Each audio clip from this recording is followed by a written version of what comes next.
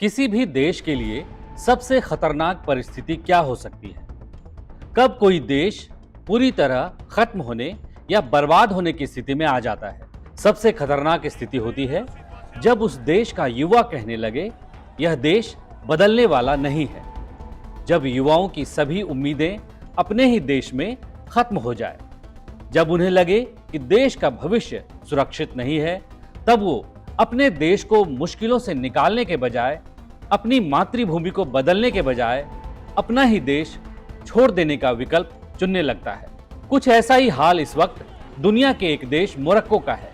अपने ही देश की व्यवस्था से मोरक्को के युवाओं और नागरिकों का भरोसा इस कदर टूट चुका है कि वो किसी हाल में मोरक्को छोड़ देना चाहते हैं।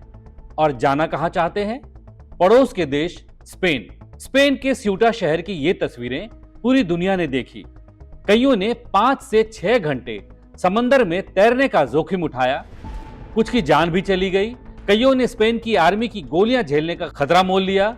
हजारों की भीड़ ने भगदड़ में फंसने का जोखिम उठाया, सिर्फ इसलिए कि वो पड़ोस में यूरोप के देश स्पेन पहुंच सके। शुक्रवार को स्पेन में हुई इस बड़ी घटना से यूरोप ही नहीं बल्कि पूरी दुनिया में हड़कंप मच गया। स्पेन के उत्तरी अफ्रीका में स्थित एनक्लेव सेउटा में हाल के वर्षों का यह सबसे बड़ा मास माइग्रेशन का संकट देखने को मिला। स्पेन के गृह मंत्रालय ने बताया कि कुछ ही घंटों में करीब 49,000 लोगों ने मोरक्को से समंदर और जमीनी सीमा के रास्ते सेउटा में प्रवेश किया या प्रवेश का प्रयास किया। कुछ अन्य रिपोर्टों में यह संख्या 60,000 तक बताई गई। सीमा पर हजारों लोग तैरकर समंदर पार करते दिखाई भी दिए, जबकि युवाओं की टोलियों ने बॉर्डर पर लगी ऊंची बाढ़ को पार करने की कोशिश की। इस अफरा तफरी में डूबने और भगदड़ की घटनाओं में 60 से ज्यादा लोग मारे गए।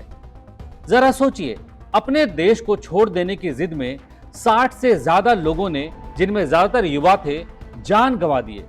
मोरक्को में ऐसा क्या हो गया कि यहाँ के युवा जान गंवाने के खतरे के बावजूद मास माइग्रेशन का हिस्सा बन गए? भगदड़ की जगह मोरक्को से स्पेन में दाखिल होने की कोशिश करने लगे। मोरक्को से मास माइग्रेशन की गंभीर स्थिति को देखते हुए स्पेन सरकार ने सेना और अतिरिक्त सुरक्षा बलों को बॉर्डर पर तैनात किया और मोरक्को से आए नागरिकों को वापस भेजने के लिए सेना हर तरह के हथकंडे अपना रही है। अभी यहाँ ये बताने की जरूरत नहीं है कि हजारों की संख्या में मोरक्को के युवा क्यों स्पेन जाना चाहते हैं। जवाब बहुत सिंपल है, रोजगार के बढ़िया अवसर, बेहतर जिंदगी। जाहिर सी बात है, मोरक्को के लोगों को लग रहा है कि यूरोपीय देश स्पेन या स्पेन के जरिए यूरोप के किसी और देश में घुसने का मौका मिल जाए तो उनकी जिंदगी संवर जाएगी। आज हम इसी विषय की गहराई में उतरेंगे कि मोरक्को में ऐसा क्या हो गया कि अपने देश के करोड़ों युवाओं का ही भरोसा उस देश ने खो दिया। किसी भी लोकतंत्र में युवा 2 रास्ते चुनते हैं। पहला रास्ता, व्यवस्था बदलो, और दूसरा रास्ता, व्यवस्था छोड़ दो। मोरक्को में बड़ी संख्या में युवा दूसरा रास्ता चुन रहे हैं। क्यों? क्योंकि उन्हें लगता है कि सिस्टम उनके लिए बना ही नहीं है। पहला कारण बेरोजगारी नहीं है, अवसरों की कमी है। मोरक्को में लाखों शिक्षित युवा हैं, लेकिन अच्छी नौकरियां सीमित हैं। जो नौकरियां हैं उनमें भी वेतन इतना कम है कि सम्मानजनक जीवन मुश्किल हो जाता है।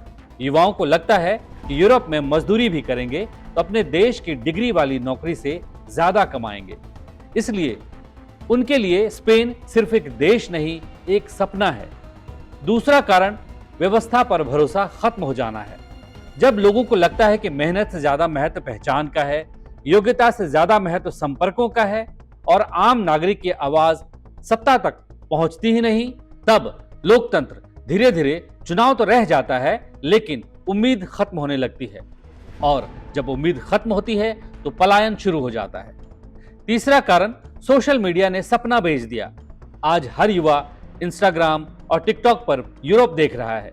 अच्छी सड़कें, बड़ी कारें, ऊंची सैलरी, आजादी, और फिर वह अपने शहर में लौटकर देखता है बेरोजगारी, महंगाई, सीमित अवसर, तो तुलना अपने आप शुरू हो जाती है।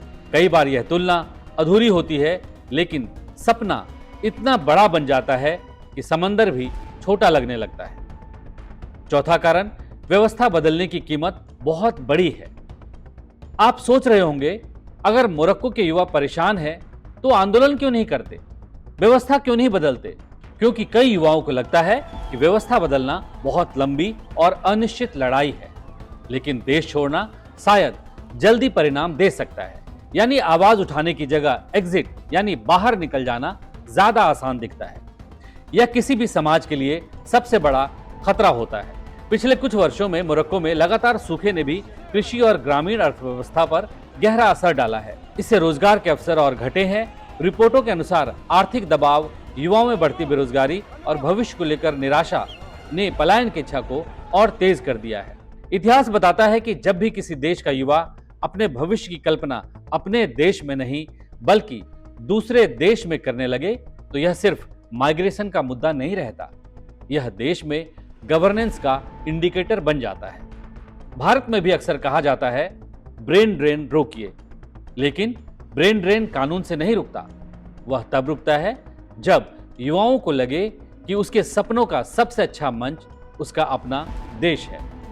स्पेन की सीमा पर तैरते हुए मोरक्को के युवा दरअसल यूरोप की ओर नहीं तैर रहे, वो अपने देश की टूटी हुई उम्मीदों से दूर भाग रहे हैं।